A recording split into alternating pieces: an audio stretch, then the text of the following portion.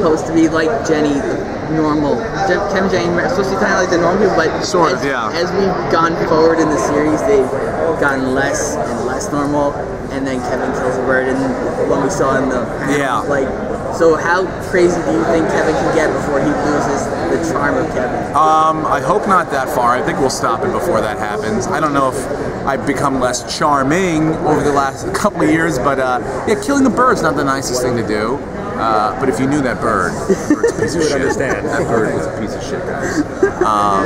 No, I think Kevin and Jenny are sort of the eyes into the world for the average person watching the show, and I think just to keep up with the Joneses as far as craziness, we had to amplify ourselves a little bit because I mean when you're dealing with people like Rafi and characters like that, it's those guys make us look a little bit more tame, which is nice. What do you think about the daughter of the character you play? My daughter on the show? Yeah, daughter on the show, yeah. Because to me, I think after the racist piano episode, I think she's gonna like grow up to be a little bit more extreme than the characters you play. Yeah, I mean, well, she's grown up in our house, so that's been a disadvantage to her. She, it's funny to watch little kids say bad things on television, I think, always. So that makes me laugh.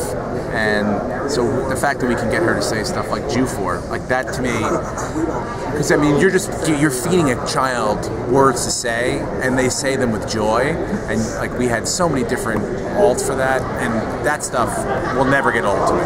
But yeah, she's going to be a completely horrible member of society if we ever watch that person grow up to become an adult.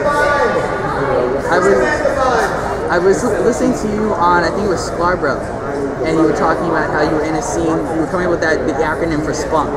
Yeah. In the last season, or maybe season 2. And you were talking about how you were watching Paul Scheer's wheels turn. Yeah. And when you're on set and you're watching people's wheels turn, does that make your wheels start turning, or are they always turning? Is everyone kind of always on? It kind of, it's weird because now we feel it, and we'll say something like that, and you could see Paul, like I said, his wheels start to turn, and then Nick will throw out the next thing that would lead into like this little ping pong back. Like we did a thing, the man cave thing, a couple episodes back, which is we're good at that, and we know that that's funny, and we enjoy doing it just for we don't even know if it's ever going to make it in the show, but we do it for our own benefit because Paul is a genius at.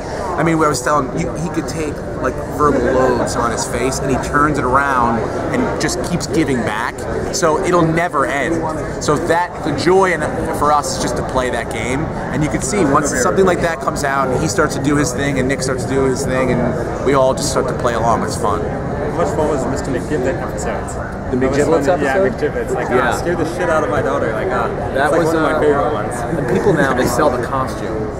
So people come to my stand-up shows dressed as the McGiblets guy. They sit in the audience. The whole time, they'll sit in the audience with the head on. I mean, you write something, you shoot it, and you hope that people like it. You never know. You never think that someone's going to buy a costume and go to a Halloween party dressed as something that you came up with, That's pretty awesome. A crazy moment.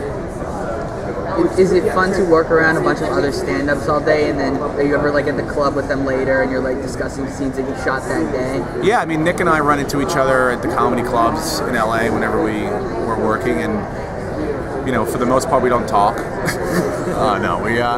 It's great. I mean, we talk about what we did that day, what we thought was funny, and then we leave it alone. So we shoot long days. So.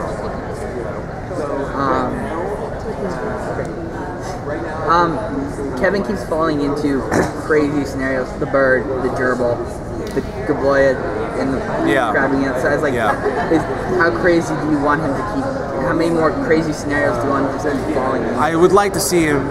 He should probably see a gastroenterologist, whatever that is, because he's got stomach problems. So those like I said, we're gonna do one more. I think I'd like to see that stuff a little bit go by the wayside. But I have a fear of birds. I didn't like working with that bird, and they made me work with the bird. So if they bring on another fucking bird, I'm gonna kill it again. So I'll kill every bird that's out there. Thanks. All right. We're gonna end on that, guys.